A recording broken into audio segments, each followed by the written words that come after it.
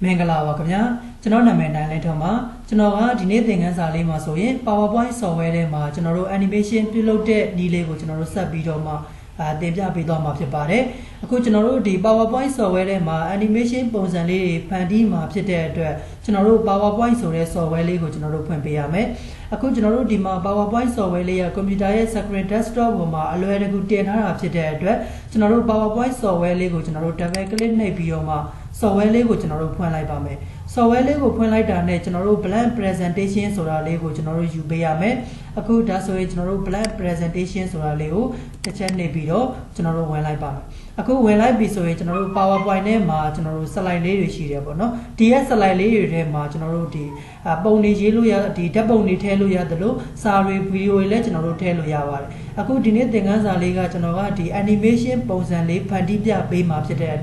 Salai lady or Tapiro, Majupiaro, a good didn't as Alima, the animation pose and lady swapidoma, Shay lady swapiro, animation pose and lips on Padima Jedra, General Shay lady swalaba. Shay swam up the dead, a cool law general, the Salai Tema, the Sari general Chile, to Rodigo general Malojan up the dead, 2 years are Paralima Kaleta Chanade, Pass a bayonet general Pialaiba. A good haleo like a letter Chaname, pass bayonet general Pialaiba. A good Piabidovi soye, General DS Salaitema, go Pulo Chene, animation Pulo Chene, shake the tiny lady general Swebebu Lure, Bompo Bebu Lure, no, Tajan general and the shake lady general Swebeme, shake this swim up to the inside that Hagan and Bio, General Shakes or Tema when Bidoma Swello Yawa. General Microsoft, I don't want General to do, no, Microsoft. The PowerPoint name are general to do it, shake bones and ladies so agent as way, inside that take on the video, shake him away to do when video swell yawa. A good detail march no, shake little could you like. A good dima sake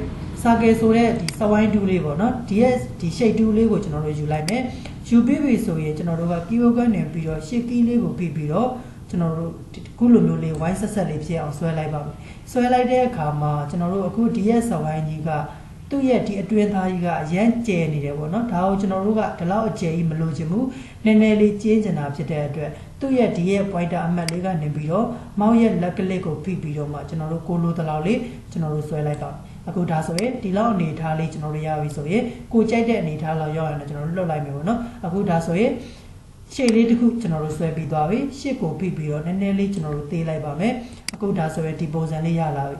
ရလာပြီဆိုရင်သူ့ကိုကျွန်တော်တို့က copy ပွားမယ် copy ပွားခြင်းတဲ့အခါမှာ keyboard ကနေ control C control V နဲ့လည်း copy ပွားလို့ရတယ်ဒီလိုမှကျွန်တော်တို့က copy မပွားချင်ဘူးဆိုရင် keyboard ကနေပြီးတော့ control လေးကိုလက်ကနေဖိထားမယ်ပြီးရင်ကျွန်တော်တို့ဒီမောက်ရဲ့လက်ကလေးလေးနဲ့ကျွန်တော်တို့ဖိပြီးတော့မှဆွဲလိုက်ပါဒီဘက်မှာကျွန်တော်တို့တန်တန်လေးဆွဲလိုက်မယ်အခုဒါဆိုရင်ကျွန်တော်တို့ shape လေးနှစ်ခု copy ပွားပြီးသားလေးဖြစ်သွားပါပြီshape နှစ်ခုကျွန်တော်တို့ copy ပွားပြီးသွားပြီဆိုရင်ကျွန်တော်တို့ဘာလုပ်မလဲဆိုရင်ဒီရဲ့ shape လေးမှာကျွန်တော်တို့အောက်ကအပိုင်းလေးပဲယူမယ်အပေါ်ဘက်ကအချမ်းကိုကျွန်တော်တို့ဖြတ်ချမယ်ပေါ့နော်ဒီလိုမျိုးဖြတ်ချဖို့ရာအတွက်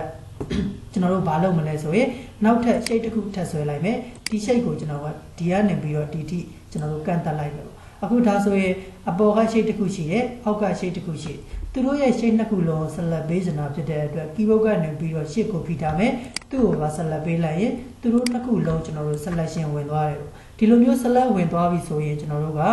ဒီရဲ့အပေါ်ဘက်အချမ်းလေးကိုပဲကျွန်တော်တို့ဖြတ်ပြီးတော့ယူချင်တာဖြစ်တဲ့အတွက်ကျွန်တော်တို့အခုဒီမှာ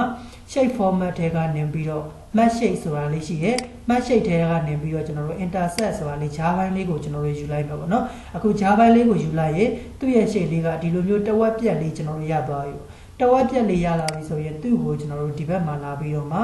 ဒီ shape လေးပေါ်မှာကျွန်တော်တို့အညီညာလေးပြန်ပြီးတော့တင်လိုက်မယ်သူ့ကိုကျွန်တော်တို့ color အရောင်လေးပြောင်းမယ်ပေါ့ shape face ထဲကနေပြီးတော့ကိုကြိုက်နေတဲ့ color အရောင်လေးတရားပြောင်းခဲ့မယ်ပြီးရင်ကျွန်တော်တို့ shape outline ဆိုတဲ့နေရာမှာ no outline ဆိုတာကိုထည့်ခဲ့လိုက်အောက်က shape ကိုလည်းကျွန်တော်တို့အရောင်ပြောင်းခြင်းပါတယ်ကျွန်တော်တို့ပြောင်းလို့ရတယ်ကျွန်တော်တို့ shape face ထဲမှာကိုကြိုက်နေတဲ့အရောင်လေးတရားထည့်ခဲ့လိုက်ပေါ့နော်အခုကျွန်တော်တို့ဒီမှာသူ့ကိုကျွန်တော်တို့ဒီရဲ့အပြာရှင်းရောင်လေးကျွန်တော်တို့ထည့်လိုက်မယ်ပေါ့နော်ဒါလေးကျွန်တော်တို့ထည့်လိုက်မယ် shape outline မှာတော့ no outline ပဲထားလိုက်အခုဒါဆိုရင်အနီရောင် shape အပြက်လေးရဲ့ကျွန်တော်တို့အောက်ကအပြာရောင် shape လေးတစ်ခုရဲ့ကျွန်တော်တို့ရပြီပေါ့သူတို့နှစ်ခုလုံး selection ပေးပါမယ်ရှစ်ကိုဖိပြီးတော့ click တစ်ချက်နှိပ်တယ်သူတို့နှစ်ခုလုံး select ဝင်သွားပြီဒီလိုမျိုးဝင်သွားပြီဆိုမှသူတို့နှစ်ခုလုံး group ဖွဲ့ထားပါမယ် control နဲ့ G နဲ့နှိပ်ပြီးတော့ group ဖွဲ့ခဲ့လိုက်ပါမယ် group ဖွဲ့ပြီးသွားပြီဆိုရင်သူ့ကိုကျွန်တော်တို့ဒီဘက်မှာ copy ကူးမယ် control လေးကိုလက်ကဖိထားတယ် mouse ရဲ့လက်ကလေးနဲ့ကျွန်တော်တို့ဖိပြီးတော့ဆွဲလိုက်ပါမယ် copy ပွားသွားတယ် control လေးကိုဖိထားတယ် mouse ရဲ့လက်ကလေးကိုဖိပြီးတော့ copy ပွားလိုက်မယ်အခုဒါဆိုရင်ကျွန်တော်တို့ copy 3ခုပွားပြီးသွားပြီပေါ့ copy တော့3ခုပွားပြီးသွားပြီအခုဒီရဲ့ shape လေးမှာကျွန်တော်တို့အကြောင်းပြောင်းလိုက်မယ်သူက group ဖွဲ့ထားတာဖြစ်တဲ့အတွက်တခါနှိပ်လိုက်တယ် group ကို selection ဝင်သွားတယ်ဒီအနီရောင် shape လေးမှာကျွန်တော်တို့ကအကြောင်းပြောင်းလဲချင်တာဖြစ်တဲ့အတွက်အနီရောင် shape လေးပေါ်မှာနောက်ထပ် click တစ်ချက်ထပ်နှိပ်လိုက်ပါမယ်ဒါမှကျွန်တော်တို့ဒီရဲ့အနီရောင်အပြတ် shape လေးပေါ်မှာကျွန်တော်တို့ selection ဝင်သွားမှာဖြစ်ပါတယ်ဒီလိုမျိုးဝင်သွားပြီဆိုမှသူ့ကိုကျွန်တော်တို့ကမတူညီတဲ့ color လေးတစ်ရောင်ကျွန်တော်တို့ထည့်ခဲ့လိုက်မယ်ကျွန်တော်တို့ဒီမှာလိမ်မော်ရောင်လေးထည့်ခဲ့လိုက်မယ်ပေါ့နော်ပြီးရင်ကျွန်တော်တို့ဒီဘက် shape လေးအတူတူပဲ click တစ်ချက်ထပ်နှိပ်မယ်ကျွန်တော်တို့ဒီထဲကနေပြီးတော့ကိုချက်နှစ်တက်တဲ့ကျွန်တော်တို့အယောင်ခွဲလေးတစ်ယောင်ကျွန်တော်တို့ထည့်လိုက်မယ်အစိမ်းရောင်လေးကျွန်တော်တို့ထည့်လိုက်အခုဒါဆိုရင်ဒီရဲ့ shape လေး3ခုရလာပြီကျွန်တော်အခုဒီနေ့ပြပေးမဲ့ animation သင်ခန်းစာလေးကဘယ်လိုပုံစံလေးလဲကျွန်တော်မြင်အောင်ပြောရမယ်ဆိုရင်ဒီရဲ့ shape အပြက်လေးကကျွန်တော်တို့ဒီပေါ်ကိုကျွန်တော်တို့ဒီ percentage နဲ့တက်သွားတဲ့ပုံစံမျိုးလေးပေါ့နော်ကျွန်တော်တို့ဘယ်လောက် degree ကျွန်တော်တို့တက်သွားတယ်ဆိုရဲကျွန်တော်တို့ပုံစံမျိုးလေးပါဒါလေးကကျွန်တော်တို့ဘယ်တွေမှာအသုံးပြုလဲဆိုရင်ရောင်းအားတွေကျွန်တော်တို့ကြာလာတက်လာကျွန်တော်တို့အဓိကpresentation ပြုလုပ်ချင်တဲ့အခါမှာကျွန်တော်တို့ဒါလေးကအသုံးဝင်ပါတယ်เนาะဒါကြောင့်ကျွန်တော်တို့ဒါလေးကိုပြပေးတာဖြစ်တယ်အခုဒါဆိုရင်ကျွန်တော်တို့ဒီလိုမျိုးဒီ3ခုကို copy ပွားပြီးသွားပြီပေါ့3ခုကို copy ပွားပြီးသွားပြီဆိုရင်ကျွန်တော်တို့ဒါလေးတွေကို animation ကျွန်တော်တို့ပြုလုပ်မှာဖြစ်တယ် animation ပြုလုပ်မှာဖြစ်တဲ့အတွက်ကျွန်တော်တို့ animation ဆိုတဲ့တက်ထဲကိုကျွန်တော်တို့ဝင်ပေးရမယ်ဒီထဲကနေပြီးတော့မှကျွန်တော်တို့ဘယ် animation လေးကိုအသုံးပြုမလဲဆိုရင်ကျွန်တော်တို့ဒီထဲကနေကျွန်တော်တို့လှည့်တဲ့ animation လေးပေါ့နော် spin ဆိုတာလေးကိုကျွန်တော်တို့တစ်ချက်ယူလိုက် spin ယူလိုက်မယ်အခုဒါဆိုရင်သူကဒီမဲ့စဝိုင်းလေးကကျွန်တော်တို့လဲသွားပြီပေါ့နော်ဒီလိုမျိုးလဲတဲ့ပုံစံလေးကိုကျွန်တော်တို့လုပ်မှာဖြစ်တယ်အခုဒါဆိုရင်သူကလဲသွားတယ်စဝိုင်းလေးလဲသွားတယ်လဲသွားတာကိုမှကျွန်တော်တို့ကအခုဒီမှာသူ့ကို preview ကြည့်လိုက်တဲ့အခါမှာဆိုရင် click တစ်ချက်နှိပ်မယ်သူကကျွန်တော်တို့360 degree ကျွန်တော်တို့လဲနေတယ်ပေါ့နော်ဒါကိုကျွန်တော်တို့က360 degree မလဲချင်ဘူးကိုကြိုက်နေတဲ့တက်လောက်လေးပဲကျွန်တော်တို့ကဒီတက်သွားခြင်းတယ်ပေါ့ရောင်းရည်ကြာချင်တာဆိုလဲကျွန်တော်တို့ကြာမယ်ပေါ့နော်တက်ချင်တာဆိုလဲတက်မယ်ပေါ့ကိုတက်ချင်တဲ့လောက်ကျွန်တော်တို့ degree လေးကိုကျွန်တော်တို့ပြောင်းလဲပေးဖို့လိုတယ်ဒါကြောင့်ကျွန်တော်တို့ဘယ်ကနေပြီးတော့ပြောင်းလဲမှာလဲဆိုရင်ကျွန်တော်တို့ animation ပန်လေးကိုကျွန်တော်တို့တစ်ချက်နှိပ်လိုက် animation ပန်ဆိုတာနှိပ်လိုက်ရင်သူကဒီမှာ animation ပန်ထဲမှာကျွန်တော်တို့ animation ပြုလုပ်ထားတဲ့ group လေးကျွန်တော်တို့ရောက်လာတယ်ပေါ့နော်အခုဒီထဲမှာကျွန်တော်တို့ကဒီဘက်ဘေးမှာညာအတူလေးရှိတယ်ဒါလေးကိုကျွန်တော်တို့တစ်ချက်နှိပ်မယ်ပြီးရင်ကျွန်တော်တို့ effect option ဆိုတာလေးကိုကျွန်တော်တို့ဝင်ပေးပါမယ်ဝင်လိုက်လို့ဆိုရင်ကျွန်တော်တို့ဒီမှာ amount ဆိုတဲ့နေရာမှာသူက360 degree clockwise ဆိုပြီးကျွန်တော်တို့ဖြစ်နေတယ်သူ့မှာကျွန်တော်တို့က360 degree မထားဘူးကျွန်တော်တို့ဘယ်လောက် degree တက်သွားချင်တာလဲပေါ့နော်အခုကျွန်တော်တို့ထားလိုက်ပါတော့120 degree ပေါ့ under လေးခောက်လိုက်မယ်ပြီးရင်ကျွန်တော်တို့ကဒီမှာ smooth and ဆိုတာလေးကိုကျွန်တော်တို့အဆုံးအထိကျွန်တော်တို့ဆွဲခဲ့ပေးလိုက်လို့ရတယ်ပြီးရင်ကျွန်တော်တို့ okay နဲ့လိုက်မယ်အခုဒါဆိုရင်ကျွန်တော်တို့ဒီမဲ့ဒါလေးကသူကဒီ120 degree လောက်လေးပဲသူကတက်သွားမယ်ပေါ့နော်အခုဒါဆိုရင်ကျွန်တော်တို့က animation လေးတစ်ခုကျွန်တော်တို့ရသွားပြီပြီးရင်ဒီဘက်က animation လေးကိုလည်းဒီလိုပဲ animation လေးထည့်မယ်သူရဲ့ရှေ့လေးပေါ်မှာ click တစ်ချက်နှိပ်မယ်ပြီးရင် animation တက်ထဲကနေပြီးတော့ကျွန်တော်တို့ model ကိုဝင်မယ် spin ဆိုတာလေးနဲ့လှည့်ကြည့်လိုက်ပါမယ်လှည့်လိုက်လို့ဆိုရင်သူကလည်းဒီလိုပဲ360 degree ကျွန်တော်တို့လဲနေတယ်ဒါလေးကိုကျွန်တော်တို့360 degree မလဲခြင်းဘူး animation ပန်ထဲကနေပြီးတော့ကျွန်တော်တို့ဒီမှာဒီကောင်လေးကိုပြန်နှိပ်မယ် effect option မှာကျွန်တော်တို့ဝင်ပါမယ်360 degree မဟုတ်ဘူးကျွန်တော်တို့ဒီတခါတော့90 degree လောက်လေးပဲကျွန်တော်တို့တက်ချင်ပါတယ် enter လေးခေါက်မယ်ပြီးရင်ဒါလေးကိုကျွန်တော်တို့အဆုံးထိတိုးခဲ့လိုက်မယ် okay နှိပ်ခဲ့လိုက်အခုဒါဆိုရင်သူကဒီကောင်လေးက90 degree ပဲကျွန်တော်တို့တက်တယ်ပေါ့နော်90 degree အထိပဲကျွန်တော်တို့လဲသွားပါပြီးရင်နောက်တစ်ခုဒီဘက်ကရှေ့လေးကိုလည်းဒီလိုပဲကျွန်တော်တို့ဆက်လက်ပေးလိုက်မယ်ပြီးရင်သူ့ကိုလည်း animation ပြုလုပ်မှာဖြစ်တဲ့အတွက် animation ပန်ထဲကနေပြီး animation တက်ထဲကနေပြီးတော့မိုးနေမယ် space ဆိုတာလေးကိုတစ်ချက်နေလိုက်မယ်သူကလည်းကျွန်တော်တို့လဲသွားတယ်ပေါ့နော်360 degree ကျွန်တော်တို့လဲသွားတယ်ဒါလေးကိုလည်းဒီလိုပဲ animation ပန်ထဲကနေပြီးတော့အခုဒီနေရာလေးကနေ effect option ဆိုတာလေးကိုကျွန်တော်တို့နှိပ်မယ်360 degree မဟုတ်ဘူးသူ့ကိုတော့ဒီတခါကျွန်တော်တို့က160 degree လောက်ကျွန်တော်တို့တက်ချင်တယ်ပေါ့ enter လေးခေါက်လိုက်မယ်ပြီးရင်ဒါလေးကိုလည်းကျွန်တော်တို့အဆုံးထိဆွဲတင်လိုက်ပါမယ် okay နှိပ်လိုက်အခုဒါဆိုရင်ကျွန်တော်တို့က160 degree ထိကျွန်တော်တို့တက်သွားပြီအခုဒါဆိုရင်ကျွန်တော်တို့ animation ပန်လေးကိုကျွန်တော်တို့ခဏလေးပြန်ပြီးတော့ပိတ်လိုက်ပါမယ်အခုဒါဆိုရင်ဒီကောင်လေးတွေကိုကျွန်တော်တို့က animation လေးတွေထည့်ပြီးသွားပြီပေါ့နော်ကျွန်တော်တို့ထည့်ပြီးသွားပြီထည့်ပြီးသွားတဲ့အချိန်မှာကျွန်တော်တို့ကဒီအောက်ကအနီရောင် shape အပြက်လေးတွေကိုကျွန်တော်တို့ကဖုံးထားခဲ့ချင်တာဖြစ်တဲ့အတွက်သူတို့တွေကိုကျွန်တော်တို့ကမမြင်စေချင်ဘူးတက်လာတဲ့ percentage လေးတွေကိုပဲကျွန်တော်တို့ကမြင်စေချင်တယ်ဒီအောက်ကလဲလာတဲ့ဒီကောင်ကြီးတွေကိုကျွန်တော်တို့မလဲချင်တာဖြစ်တဲ့အတွက်သူတို့တွေကိုကျွန်တော်တို့ဖုံးပေးခဲ့မယ်ပေါ့ဘာနဲ့ဖုံးမှာလဲဆိုရင် insert တက်တဲ့က shape လေးနဲ့ပဲကျွန်တော်တို့ဖုံးပါ shape တဲ့ကနေ rectangular shape ဆိုတာလေးကျွန်တော်တို့ယူမယ်ပြီးရင်ကျွန်တော်တို့ဒီမှာ fit ပြီးတော့ဆွဲလိုက်မှာပေါ့အခုဒီလောက်လေးဆွဲလိုက်မယ်အပေါ်နည်းနည်းလေးတိုးလိုက်ကျွန်တော်တို့ဒီလောက်လေးဒါဆိုလုံးဝကျွန်တော်တို့ဖုံးသွားပြီပေါ့နော်အခုဖုံးတဲ့အခါမှာကျွန်တော်တို့ကအောက်ကစာရွက်ကဒီ slide ကအဖြူရောင်ဖြစ်တဲ့အတွက်ကျွန်တော်တို့အဖြူရောင်လေးနဲ့ပဲဖုံးမယ် shape format တွေက shape fill တွေကနေပြီးတော့အဖြူရောင်လေးကျွန်တော်တို့ထည့်ခဲ့လိုက်မယ်အဖြူရောင် color လေးထည့်ခဲ့မယ် shape outline မှာကျွန်တော်တို့ no outline ထားလိုက်ဆိုရင်ကျွန်တော်တို့ဘာဖြစ်မလဲအခုဒါဆိုရင်ဖုံးသွားပြီပေါ့နော်ကျွန်တော်တို့ရှေ့မှာ color အရောင်လေးတွေထည့်တာလေးတွေကျွန်တော်တို့ဖုံးသွားတဲ့အခါမှာကျွန်တော်တို့နောက်ထပ်စာလေးတွေထပ်ပြီးတော့မှရေးမယ်ပေါ့စာတွေရေးချင်တာဖြစ်တဲ့အတွက်ကျွန်တော်တို့အခုဒီမှာ drawing group တွေကနေပြီးတော့ tab box လေးကျွန်တော်တို့ခေါ်လိုက်မယ်ပြီးရင်ကျွန်တော်တို့